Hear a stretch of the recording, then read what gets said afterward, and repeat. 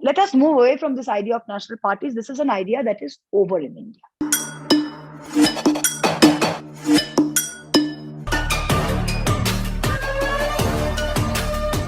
Hi, I'm Shoma Chaudhury. Thanks for watching Enquiry. Democracy is not a textbook idea. It has to constantly renew and express itself.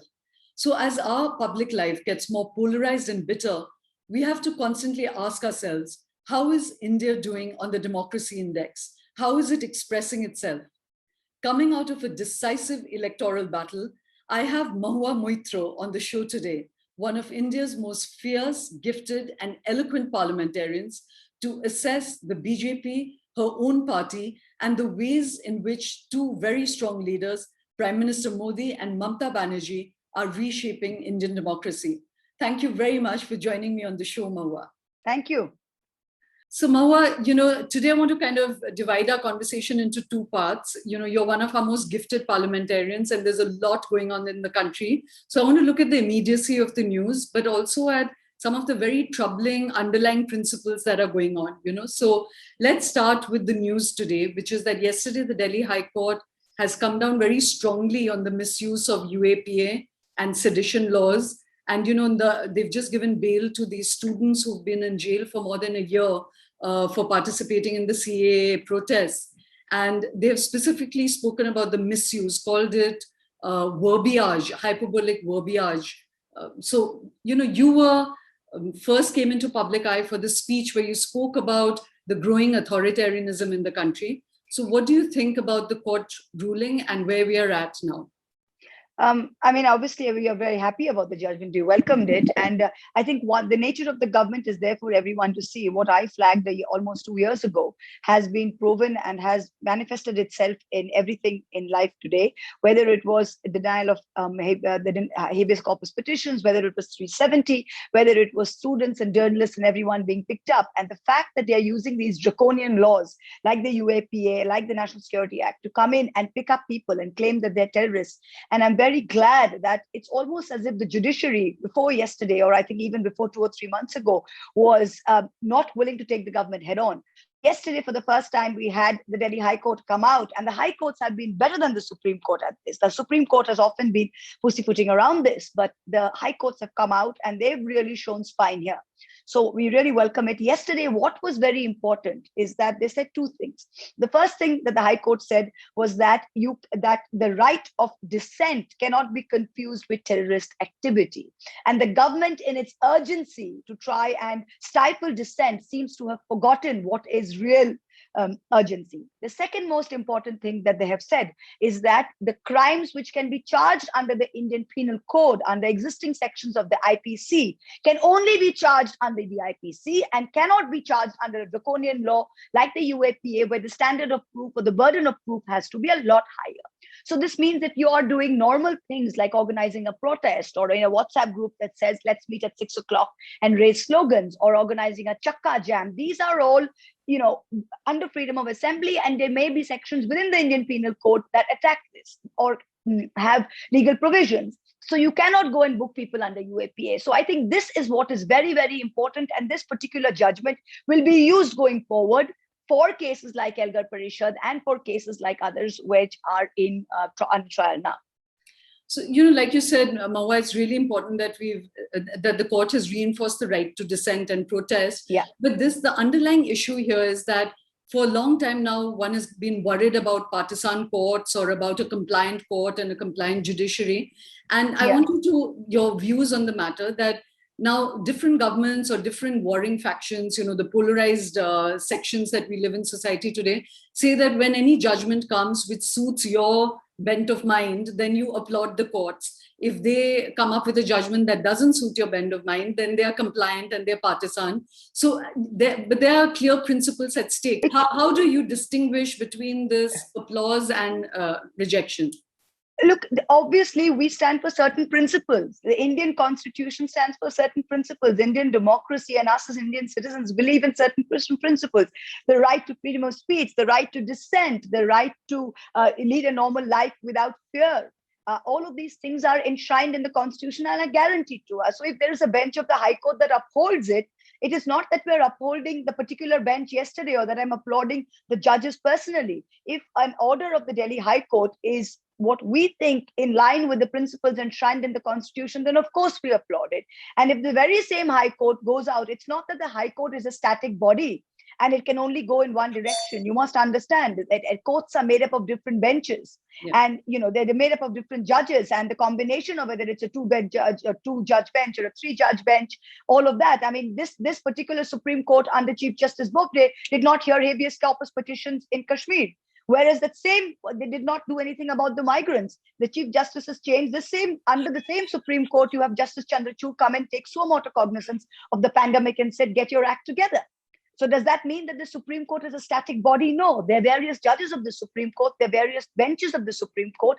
And of course, when we believe in freedom and we believe in the principles enshrined in the Constitution, if there is a judgment that is in line with that, we will applaud it. And if there's a judgment that is not in line with it, we will not applaud it.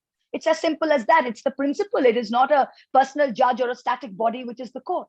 Yeah, I think that's really crucial to understand, because you hear it all the time, and on TV debates and elsewhere, it just becomes that, okay, now this judgment suits you, so you like the standard of debating, unfortunately, Shoma, on national television is so appallingly mediocre. It is a disgrace. It is a bunch of poor people, ill-informed, sitting there and just, I don't even go on most of them anymore, frankly, because I think it's just an exercise in mediocrity. Yeah. So, I was just reinforcing what you said, that the one thing is that there's a distinction of principle, and those are in the Constitution. So this is not partisan applause, but something that reinforces the principles of the Constitution. But Absolutely. Now that brings me to something else which has just happened, which is that Mukul Roy has come back to the TMC. And this has again become a big issue. There was a time when there was an anti-defection bill, but it seems to have gone out of the window. And Jairam Ramesh just recently said that he would respect someone who's been in the BJP for 40 years more than his peers who've just, Jitin Prasad, Jyotiraditya, who've just jumped and joined the BJP. So what do you think about the issue? What do you think about Mukul Roy? What do you think about those who will come back to the party now? That I actually agree with. I don't agree with Mr. Ramesh on many things, but this is something I do agree with. That yes, of course, you can have a different ideology. And I respect people who have been in the BJP for 40 years or 50 years or believe in that ideology, maybe separate from mine. You believe somebody like, who believes in the principles of socialism and who's a hardcore communist and has been that. You respect that. There's nothing wrong with that. You can have separate ideologies. But what is really very upsetting is when you have people who say they belong to one. For example, Mr. Prasad, I remember being in the Youth Congress, and then all these people were more Congress than the Congress. I remember they'd look at us and be like, who are you? We are Congress blue blood. My father is this, my grandfather is this, my this is this, my this is that. They made us feel like trash. And it's hilarious to see these very people who seem to be the embodiment of Nehruvian principles and the embodiment of all that the Congress was or is, today go over to the BJP and claim to work for people. It's absolutely hilarious. Each one says, I can't work on a Congress ticket, which is why I moved to the BJP. Yes, if you've lost 3 elections, I don't think you can work anywhere. So good luck. So I think, I absolutely agree with Mr. Ramesh on that. As impolite as it may sound, I think that's absolutely true. On Mr. Roy, he was a founding member of the Trinamool. He was with the Trinamool. He left and went to the BJP. It's not like he left the BJP and came to us. He left and went to the BJP. And now, for whatever reason, he's disillusioned with the BJP. And he's approached our leader of our party. And if she sees in her wisdom to take him back, and, we welcome him back. No, but Mahua, you're giving yourself an easy ride on that. There's a principle at stake here, because, again, it's not even going to a party which may be doing better, but it's absolutely ideologically the opposite of what, say, the TMC stands for. So how does I'm not going to the BJP. No. What do you mean? What do you mean an easy? No, I'm saying giving yourself easy ticket in terms of comment. You've commented on Jitin and the Congress, but what about this movement of people? It's not. If people from the TMC don't want to be in the TMC, there are people who are opportunists everywhere. I'm talking about them coming back to the TMC. Yeah, but if they can come back, if Mamata in her wisdom decides to take a few of them back and a lot of them not back, it's her party. That's her decision. frankly speaking. So, there have been, I don't know how many people who've left, and if two people who we think are welcome back in the party, if they've genuinely made a mistake and and they've explained this to the leader, and the leader believes that going forward that there is a place for them in the party, and that we can, be together again, that's for her to decide. And they can come, and she's taken that. That's a decision that she's taken. But it's not as if that it's. I mean, if it's not that every single turncoat is going to be taken back. No, so, what do you think? Like I said, I'm going to talk to you about the immediacy, and I understand your position that you're not going to sit here and criticize people coming back into your party. But what do you think should be? Look, there's some people who want to come back, and it's up to Mamata to decide who they want to take back and who they don't want to take back. I mean, you had Arvinder Singh Lovely, wasn't it? In Bengal, who went to the Congress and came back, I remember, right? There are so many people who again, it's not about it happening elsewhere. I'm asking you about the principle of this. Yeah, the principle of this is, for me, I could never go to the BJP, and I don't think that anyone who truly believes in the core ideology of the Trinamool or even the Congress is, I mean, if I couldn't do the Trinamool or politics which believed at least on our side of the spectrum, right, then I would sit at home, frankly speaking. But I'd rather cut my own head off than go to the BJP. And that's my personal belief, and that's what I work on, and that's what it is. But there are others who probably don't. I mean, all people are not the same, right? I mean, you'll have people who criticize Arnab Goswami, and then the Republic gave them a bigger paycheck, so they went to work for the Republic. You see that everywhere, right? So, this is dependent on personal equations and people's personal choices. But I do think that when we are fighting a fight the way we are today, where the battle lines are so strictly drawn, between those who believe in the idea of India and the idea of saving India from what it's going through, I do think that this kind of opportunism where people cross over and is absolutely shameful. So, shameful. When you left the Congress and joined the TMC, what was the arguments you gave yourself beyond the fact that you have to understand that it was 11, 12 years ago when I came back from the UK and joined politics, and I was with the Congress for only a year. You have to understand, it wasn't that I was in Congress. You can't compare me with a Jiten Prasad or with a Jyotiraditya Scindia. I mean, my father was not some hardcore, Congressy from birth, number one. I came from a Congress-minded family, yes, but I was with the Congress for only a year within the Youth Congress. And after that, I wanted very much to work in Bengal. And in Bengal, the entire Congress structure had shifted over to Mamata. There was just literally, I was doing booth level work, and there were no Congress workers left in the booths. So for me to work in rural Bengal and to go into a booth and have 10 people to work with, it was impossible to do on a Congress platform. So my reasons and my kind of circumstances in 2009 were very different from what a 2021 is today. So, this whole Bengal victory that's just happened is, of course, a big victory for Mamata, but there was also kind of idea of India fight at play. Yeah. And there was also Bengal, the whole idea of Bengal. So what do you think has got reinforced by this victory, not just for the party, but what are the values that have got reinforced? I think a couple of things have got reinforced. Of course, the party and Mamata Banerjee as a leader. And you have to understand that no matter what the wave is, you need someone to be able to holistically, someone to be able to comprehensively tap into those emotions and channelize it, which I think our leader did very effectively and the party did very effectively.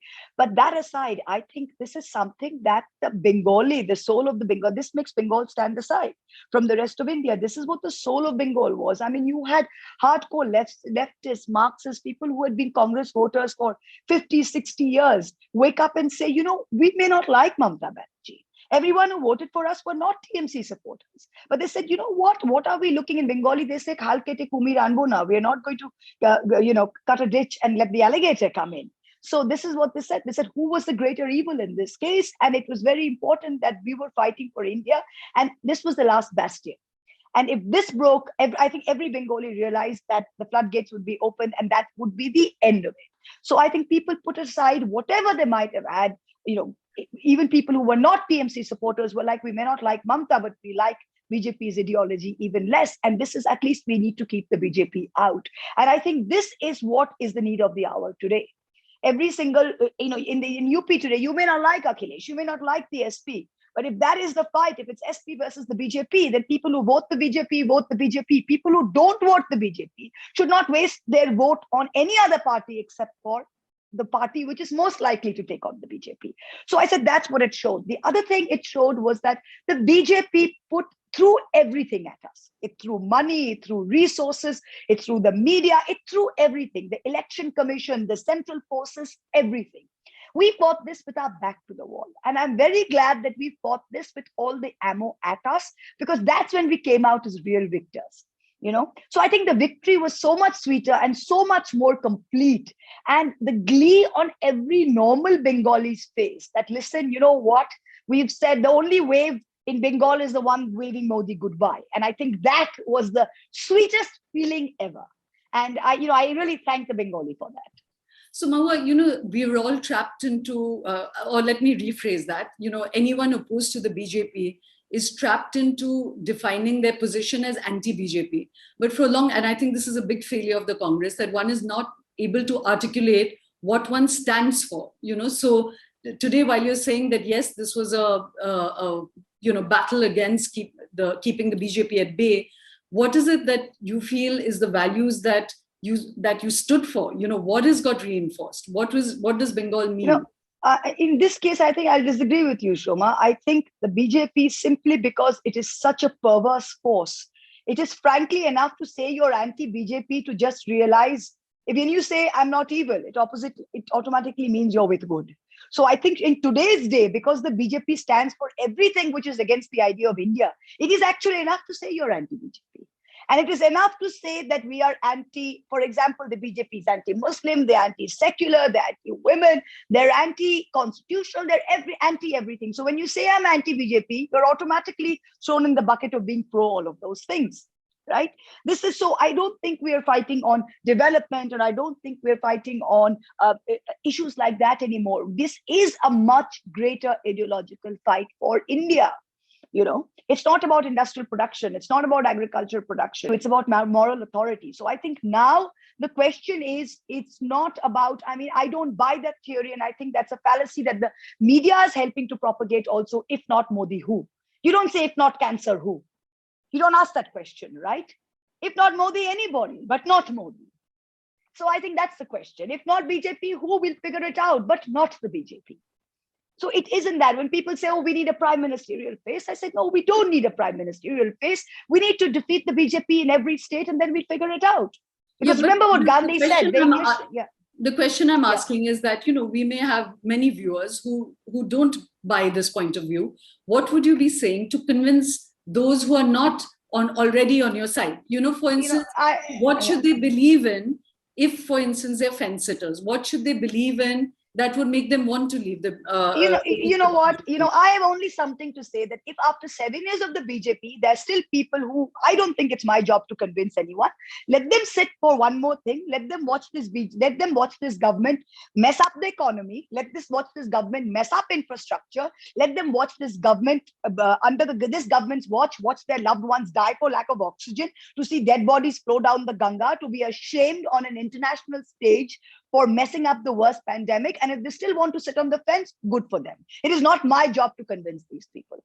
Okay, I believe that the voters who sat on the fence and who have listened to this and done this wah-wahi of the BJP are as much to blame for ruining India as the BJP. So, well, that's a strong response, Mahua. And I completely believe that. I believe the Indian diaspora who sit there and applaud Modi and say wah wah are as much to blame for this. I do. So Modi tapped into the anti-Muslim sentiment in India, but it was there seeped in a lot of upper middle class and middle class Hindus, and that's what's shameful. So they need to apologize for it. We don't. We'll come to that. Both to the Muslim question as well as the desire in India for a strong leader, and Mamata. We'll come to that. I was watching an interview between you and Karan Thapar recently on Mr. Modi's address to the nation and the whole argument over vaccine. And I have to say that I felt both your timelines were a little off. You were both arguing with the wrong parameters, forgive me for saying that, because Karan brought up a letter which Mamata had written on 24th February. And, in 24th February, the ferocity of this second wave was not as apparent. So I don't think that, and I agree with you that it's not her pressure that made Mr. Modi place enough orders for the vaccine or not. He should have placed enough orders for the vaccine last year. There are two issues. One is about the vaccine. The other is about the fact that if you said on 24th February, you already knew that the second wave was underway, then, your party, the Congress, everyone fighting in Bengal is as complicit about holding those rallies. No, we are not. No, we are not, because we petitioned the election commission and we said, do not have an 8-phase election. I was part of the delegation. We met Sunil Arora. He had not yet retired, and we told them, do not do an 8-phase election. We told them that there was no phase. But if the election commission does not come out and stop electioneering, then as one party, you have to understand you cannot stop. If, for example, tomorrow the CBSE exam is not stopped, I'm just giving you, your child is due to appear for your CBSE class 10. The exam is not stopped. The board does not stop the exam. You say, I won't go send my child. Will you do that? You won't. That's exactly the position we were caught in. And it was only when the Kumbh thing hit the fan, I think on the 19th of April, and Modi came under all of this pressure, that the election, when Mr. Modi said, I'm cancelling my rally, the same day, lo and behold, by 8 p.m., the election commission says all rallies cancelled. They could have done that on the 1st of April. I agree with this thing that you're saying, that you were having to play in a field that was being set by others, but yes, there was no signaling. It was not like Mamata Di was wearing masks. It's not that you all were raising this. Of course she was wearing masks. We were all wearing masks. We did everything. But this is India, which is why we said don't have an 8-phase election. You can't have a Kumbh Mela with 96 lakh people and then say that you're going to enforce masks. This is India. Why don't you walk into the market today with all the police in the world? Will you be able to enforce 100% masking?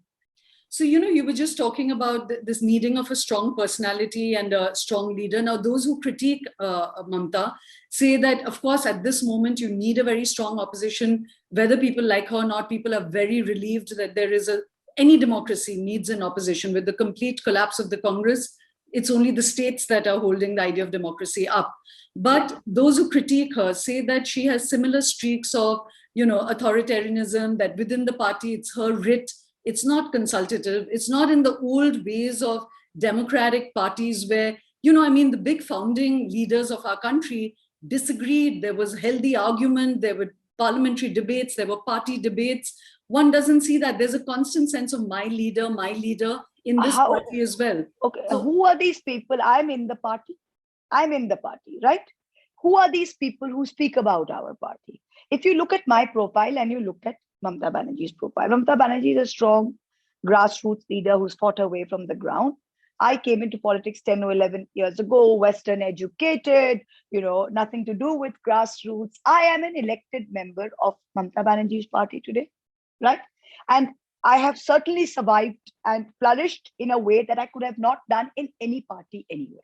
Today, I can sit and tell you that, that Mamata Banerjee is I'm not a person who's given to sort of, that kind of sycophancy, but I will tell you one thing, that it is only possible to thrive as a strong personality. I have a strong personality, right? Anyone would think that, in Mamata's party, how do you survive? Not only do we survive, all of us in our party have strong personalities. We have arguments. We put out our things. It's not that she doesn't listen to us or doesn't accept it. Do you think we would have survived in a party like the TMC, personalities such as us, like Shogoto Roy, like Sudip Bandyopadhyay, like Kalyan Banerjee? We would have survived and flourished in this party if we were made to feel like we don't have a voice. Today, when I speak in Parliament, do you think Mamata Banerjee is vetting my speech to see what I can say or what I can't say? We have full freedom. Today, when I come out and speak to you, do you think I'm being vetted? Do you think anyone in other parties, in other regional parties have this? No. So I think this entire picture of Mamata Banerjee as this kind of authoritarian person, it's only her, that's rubbish. That's rubbish. We are free spirits. We do what we like. And, because we are bound together, not by any whip, but we are bound together that we believe in the same basic principles of democracy, of freedom, of where this country should or shouldn't be. Is everyone going to like everything about Mamata Banerjee? Certainly not. But are we going to like the basic structure which she's presenting as an alternative to the BJP? Yes, we are. And that's what it is. People tell me, why she painted everything white and blue? I don't know, and I don't care. Is that what's important, that you don't like her choice of color when it comes to painting a building? Or is it that's important that she fought like a tigress and defeated the BJP in Bengal? So, when this kind of rubbish chatter is equally to blame. So I always ask people, go a little deeper, go into what the issues are, and, let's talk about those. So, there are 3, 4 really big ones, so we'll rush through them. Like the social media, there's a massive principle at stake again, Mahua. There's a real issue. How do you look at it? So the BJP, of course, has been, taking down posts. There again, of course, there's issues where TMC again has had people arrested because their cartoons on Mamata or some pictures have been morphed. So one is address that issue and the second is on social media. How do you see this balance being struck between hate speech, fake news, and arrests? How is one supposed to arrive at the correct? Look, what the BJP is doing now, the BJP is the biggest hate factory on the planet. And the reason they're getting into most of these problems with the US companies is because the US companies have rather belatedly woken up to the fact that they can't have 2 standards, one for the US, with the Trump for the US, and one for the BJP's hate factory in India. And this is where the basic problem has arisen lately. Okay. Before this, everything was hunky-dory and all of them were willing to pay obeisance to the BJP and sort of put up with all their fake videos and manufactured things and all the trolling and all of this that was going on. So I think this is where the crux of the matter lies today, number one. So I think it's a healthy battle that has to be taken. The second is that the BJP, again, is the biggest fake news manufacturing factory. After our victory in Bengal, for the next, I think, week or 10 days, all that the BJP wanted to prove was that there's anarchy in Bengal. They should be, and the way they morphed videos and photos and put it out, it was as if there was like, rivers of blood flowing in Bengal, which is certainly not the case. So, and they do that very effectively and very quickly because they've got the machinery to do that. So we've taken a principled decision quite some time ago that do we fight them with their weapons or do we stick to doing what we think is right? And finally, we are convinced that we couldn't fight them with them. We have neither the money nor do we have an army of useless, saffron underpanted people who sit there and do this from morning to day. People tell me, oh, you should have a counter army. I don't want my workers to sit there behind a computer and indulge in this lying and manufacturing of hate every day. I don't want it. If the BJP do it, good for them. And people see through it. They didn't win Bengal. Finally, a lot of the US companies have decided that they can't have different standards for India and they can't have different standards for the US. And this is where the clash has happened. So I think it's healthy and we need to see it to its natural conclusion. Okay, and the issue that I said about this, the freedom of speech and criticism and dissent, would you, on principle, take on your own party if they were arresting yes, cartoonists? Of course. I think this cartoon thing is what, 10, 11 years old now? No, and even this gone on and on and on. I think there was what morphing recently? There was some BJP worker, Priyanka, who morphed a picture, like a satirical kind of picture, and there was an FIR and stuff on her as well. I don't know. I mean, it depends. I mean, if you got some obscene sort of pornographic photo of anybody, I think I would also do the same. So we have to see what kind of morphing it was. If it was morphing within acceptable limits, or it was partially morphing in a state of whatever it was, if I remember correctly, in a very crude, obscene manner, then I do think that there are laws that affect that. I think if somebody partly the problem is that, when you hear that, say, there have been 21 arrests after the TMC came to power this time on social media and Facebook. And those were necessary. There should have been 210 arrests. Yeah, no, that's what I'm saying. There's a character called Monica on Twitter. Monica. And every morning she puts out something. I mean, I'm going to file a complaint soon. There's some character called Monica. Every morning puts out a fake video, a fake certificate. Oh, Hindu woman gang raped. Hindu woman, something. Every morning, this kind of communally sensitive, hate-filled fake speech is being put out. Should they not be arrested? Of course, they should be arrested. I'm upset that I don't have the time to actually follow up on all of this. No, in fact, there 21, there should have been 210. I was just going to make a suggestion that part of the problem is that when you hear that, okay, some government has arrested or FIRs have been filed, there's no way of knowing whether it was proportionate action or whether it was partisan action. When arrests of FIRs are made, then most often the names are public. If somebody is arrested, the media is reporting. If Priyanka is arrested on something, then people also are reading what is the image that she has been arrested for and the section under which has been filed. She's not been arrested for attempt to murder or conspiracy for dacoity. She's been arrested for posting something, a pornographic image or a obscene image of a woman that has been morphed. And there are sections within the IPC that deal with it or within the IT Act that deal with it. So it would go to court, and if the judge throws it out, the judge throws it out. So you mentioned that, two of the big things that one opposes the BJP vision of India is its exclusion of Muslims, or, the way it makes minorities feel in India. What is the TMC's own position on this? Mamata has often been accused of Muslim appeasement. What does that amount to? And do you think that your party is making the same mistake as Congress did, which is of signaling on very external things like paying clerics, paying for the Hajj, things which don't really beyond the signaling? Shoma, I've answered this question in depth. I've written about it. I've answered it. I'm not even going to go into this. I mean, the problem now happens is the BJP stick a false tag, and then it's left to us to try and defend it. So we're not even going to defend it. I think the thing in Bengal was very clear that it was obviously the majority of the electorate voted for us. It's not that we came to power on the strength of one community alone. So if we were doing all of those terrible things that the BJP thought we were doing, then I'm sure we wouldn't have got 213 seats out of Bengal. No, so I think that's important. Sorry. No, I'm attending the question. The TMC stands for what the Constitution stands for. The Constitution has the word secular in it. You have the freedom to practice your livelihood. You have the freedom to eat, to drink, to worship who you want, to love who you want. These are fundamental freedoms, right? Nobody is going to tell me whether I can eat a sausage or I cannot eat a sausage. Nobody is going to tell me whether I can have a glass of wine or I can't. You can have excise laws and make it more expensive. But I do think it is fundamentally not the government's role. And like Mamata Banerjee said a long time ago, that মানুষে ফলের রস খাবে কি অন্য কিছু খাবে আমি বলবো না. And that's very true. I am, as a government of a state government, I'm not going to tell the people whether they should be having apple juice or they should be having something else. That is what a democracy is about. Yes, I can use the excise setup to regulate, right? But fundamentally, I cannot take away your freedom to eat, to love, to worship. And here I have to quote Prashant. I think at the Indian Express Adda, he said something which is very important, that the BJP is the only party that does not stop at just wanting your vote. They want to get inside your head. That's the fundamental difference. Right. So anyway, I just to reiterate, what I was asking was not saying that there is appeasement. I was saying you're making the mistake of signaling things which are actually quite external to the Muslim community and not focusing on things that really matter. If we were only signaling to the Muslim community, and if the Muslim community did not believe that Mamata is the only person who is standing up to the BJP and telling Muslims that this land is your land, that our blood is your blood, they would not have stood behind Mamata like this. For example, I came from a Muslim majority constituency when I was MLA. Even now, my Krishnanagar constituency is 30-35% Muslims. And we don't even think of, oh, this is a Muslim part, this is the Hindu part. I mean, they're just constituents and they're people of Bengal. And they realize that.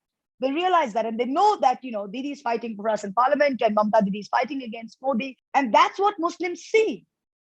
That they don't have to take their caps off when they're walking on the road. That they don't have to hide and keep what is in their fridge. They don't have to do any of these things in Bengal. They have the rights guaranteed under the constitution as every other Bengali does. And every state should have this, and all of India should have this. So let's just come to this whole vexed center-state relations. There was, of course, this huge episode about Mamata keeping Mr. Modi waiting for half an hour.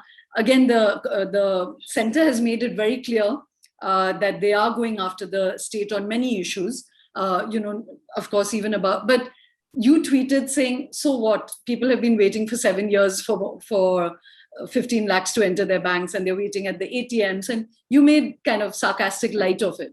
But Mahua, again, there's this whole issue, the principle of you dislike a man, but he's the prime minister. Arvind went on this very, sort of contrarian path, adversarial path with the prime minister, and the state ended up suffering. So two things, the principle of her making the prime minister wait, and secondly, how are you going to balance this between being an adversary of the center in political terms and yet collaborating with the center for the development of the state?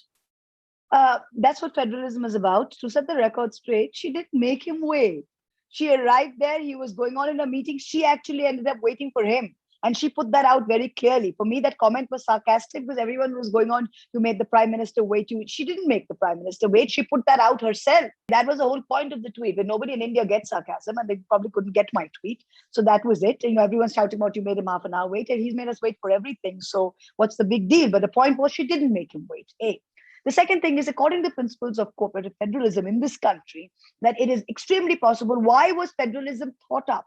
Because the very idea was that there are going to be times when the state government is not aligned with the central government. That the government in power at the center is not going to be the same party as the party. And there has to be a structured when there is no breakdown, which is why you have a state list, you have a federal list, you have a concurrent list. You have all of those things. But when you have a state government, when you have a central government, for example, agriculture is on the state list, and they come in and pass these farm bills. So when you are having a central government that doesn't respect the principles of cooperative federalism, then obviously you need someone to stand up and say that this is not on, which is exactly what we are doing. So it is incumbent upon the center to follow the principles of cooperative federalism. It's not up to us to sit there out with a begging bowl and tell the center. I mean, we pay our taxes to the center. We haven't even received our GST dues. Is there anything concrete in terms of schemes that the government is not extending, or is there any financial support? Not at all. There's a central government. The center with the central government comes up with these half-baked schemes, which we've already got on the ground. They'll try and put out these schemes where they'll pay 20%, expect the state to pay 80%, and name it Prime Minister's scheme. Which state government is to sign up for this? They'll try and put together a health scheme, which is 1/10 as good as this health scheme that many states have got on the ground. And then they'll force everyone to put it and say that, no, you pay a premium for it. Which state government is going to put that on their own people? If you, as Shoma Chaudhury, have an insurance policy which takes care of your mother, your father, and your children, your husband, all of it, a comprehensive policy, and you're not having to pay for it. And somebody comes in and says, you know what, I'll give you a policy where you're not insured for cancer. If your parents are over 70, we can't give them coverage. And by the way, this is your out-of-pocket limit, which you have to pay yourself, is 2 lakhs. Are you going to stand up for that? As a state government, we are dealing with people, poor people, illiterate people who do not have the understanding and the ability to understand the fine print of many of all of this. So it is incumbent upon the state government to present to the people of its state what is best for them, what is cheapest for them, and what is comprehensive for them. So when the center comes up with these half-baked policies, some Kisan Yojana gives you half the money the state is giving, and some road policy which half the money that the state is giving, and wants to put the Prime Minister's name on it, I mean, surely we're going to stand up. There's nothing wrong with that. There's a lot of talk that there's going to be a division of Bengal into 3 parts. Have you heard that? And do you think that there's any rationale for it? Do you think this is a possibility? Because it I haven't heard it. Change politics in India. I haven't heard it, but all I can say in true TMC fashion is try and bring it on. Just try and bring it on. Just try. Just try. Just try even talking about it. Okay, so 2 last questions. One is about the whole idea of secularism, Mahua. Where do you think the mistakes were? And, you know, in this election, a huge deal was made about Mamata reading the Chondipat, or when, Arvind did the Hanuman Chalisa. Do you think that there's a mistake in people sort of shrinking from this? Should it be equal expression of religion and culture? Should it be no expression of religion and culture?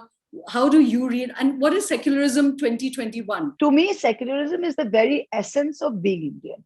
It is the freedom to not be discriminated against because of the religion you practice. Do you understand what I'm saying? Secularism as a majority Hindu, being a Brahmin majority Hindu, and for you to be a Hindu woman, secularism is not for us. Remember, when they talked about affirmative action, it wasn't about white people's privilege in the US, right? It was about the minority African-American population in the US that affirmative action was for. Similarly, secularism, as anything else, as minority rights, is exactly that. It is for people who are not the majority to feel protected. Secularism is not an umbrella for which the majority can go out and tom-tom the majoritarianism. That's not what it is. Secularism is enshrined in the constitution, so there should be not one person in India who feels that I will be discriminated against on the basis of my religion. But Mahua, somewhere, you're also kind of equating secularism with minority rights. Now, minority rights are enshrined in the constitution, and there's absolutely no debate that no. Secularism is a much broader concept. It's a much broader concept. Just to finish my thought, that when you said it's not for the majority to feel protected, it's precisely the unfounded grouse that the BJP plays into. So that's why I asked you that, did previous generations make a mistake about not also proudly expressing Hinduism in its positive and beautiful forms, like reading the Chondipat, as much as saying Allahu Akbar? Do you think that it should be plurality expressed by all, Or is it equidistance of the state from all? Or is it really minority rights? These are very personal things. As a state, I don't think that the state cannot, when you're a country as diverse as ours, there is no state religion.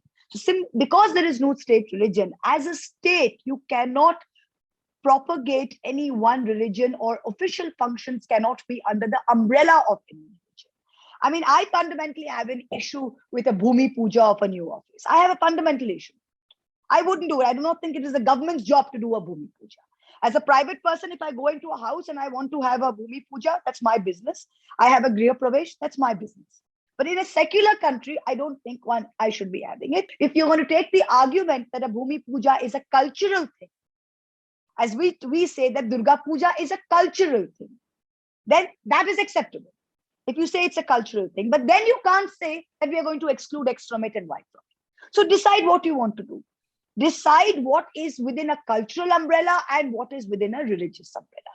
Because the state it has a very fine line for the government. But so Mahua, this is why I'm probing this, is not because my own positions on minority rights is well known, so I'm not going to defend it. I'm trying to take on the doubts and arguments that people have, which is that when governments say pay for the Hajj or hold, vivid iftar parties, which they should, but then why not have Diwali parties, or why not then pay for Hindu pilgrimages? So that's the point one is asking you, that should it be... They pay for what? 1 minute, 1 second. When you're organizing the Kumbh, right? What is the cost to the state exchequer? Have you asked that question? Have you asked that question? How many millions of rupees, hundreds of crores are spent into organizing the Kumbh? So it doesn't have to be in the same form. It doesn't have to be in the same form. So I am really, I think this is a bit of a minefield, and I frankly believe that as a country, you cannot discriminate against any one religion. If you're doing something for X, then it should be fair to do for everyone. No, it's not. Why are you making a fuss about the Hajj then? Why are you making the fuss about the Hajj? Do you not organize the Amarnath Yatra? Does it not cost the state exchequer? Yes or no? Do you not organize the Mansarovar Yatra? Do you not organize the Kumbh? What are you talking about? Does it not cost, do you not organize the Ganga Sagar? Does it not cost the state exchequer? Yeah. If you're talking about what is costing the state exchequer, then let's compare what it's costing for the Hajj and let's compare what it's costing for the Kumbh and then decide. How can you just pick out one? You can't pick out one. Either you don't pay for anything, but if you're paying for one, you can't be saying you can't pay for this and you can't pay for that. That doesn't work. No, that's good. I was merely, why I brought it up was because you were saying that there shouldn't be Bhumi Puja. So I was saying, do you want the state to be separate from religion on all counts? No. In a country like ours, there is obviously religion is a fundamental part of human life. Your cultural there is part of your cultural expression. I mean, it's like Durga Puja. Durga Puja is a cultural expression. This is something the BJP can never understand. All pujas in Bengal is something that I have a Muslim constituency, they buy new clothes on Durga Puja. Everybody is wearing new clothes on Durga Puja. And nobody is going to say that a Muslim child can't wear a new dress, new frock on Durga Puja. Is there a law against it? Everybody is happy that the villages are buying puja or kapur. It's not that the Hindus are buying puja or kapur. That doesn't work like that. But this is something that the BJP cannot just understand. This is what the day the BJP understands this, I think they'll give up a lot of this venom that goes with them. So, this talking about national politics, one desperately needs a national party, and the Congress is in complete decline. Yeah. What is your insight on what's gone wrong with the Congress? So while it's not for me to speak on the Congress, I think the Congress has enough people to speak about within the Congress. It could not be correct of me to comment on the Congress. But I do think that the time has come is to not think of India as national party versus national party. That time has gone where people think that you need a national party to take on the BJP. What is the Congress today? Is it a national party? It is there in only 3 states today. So I think the idea of one national party is gone. It is going to be like what Europe is. It is going to be a conglomeration of, I would say, nation states, or a conglomeration of regional parties that come together. So everyone fights 1:1 against the BJP in whichever state that they are strong in. So this idea of a national party is way past its sell-by date. It's something that we need to move away from. And as long as we keep thinking that there's going to be some great resurrection of the Congress, and the Congress is going back to winning 350 seats and winning in every state and defeating the BJP, I mean, that's just going down that's just going down a tunnel. It's not going to lead you anywhere. We've got to get out of that way of thinking. That is out. The electorate have already told you that is not something that is going to happen. The Congress is like the TMC. The TMC is in Bengal. The DMK are in Tamil Nadu. The Congress are in 3 or 4 states. So that's just the way to look at it. So let us move away from this idea of national parties. This is an idea that is over in India. That's an interesting idea, Mahua, that now democracy is going to be expressed through the states, and strong states, and a center that, legislates on certain national issues. But a lot of the activity of government is actually at the state level. So correct. That's a whole new idea you're putting out there. Last question on a personal note, that, you gave up a lot to join politics through all this rough and tumble of politics, and especially today speaking in 21. Do you have moments of regret? Do you feel that you would opt out of this and do something else? What gives you joy in politics? It's, that's one thing. I have not, even in these years, I've not become a cynic. I'm still very much based. Ideology does move me. But one great thing out of all this is everyone says, oh, you need X in politics or Y in politics to survive. I am living proof that you need nothing but grit and determination to survive. And if you set your mind on something and you decide you want to do it the right way, I'm living proof that it can be done. So I think that is the great thing about Indian democracy and Indian politics, that people like us who have come from non-political backgrounds, without a huge bank balance, without any godfather, godmother, have been able to survive and thrive in parties like this, led by leaders like Mamata Banerjee, and be part of this diverse fabric of Indian politics today. So I think that's the good news. Thank you very much, Mahua. It's always a pleasure. Thank you. Thank you very much.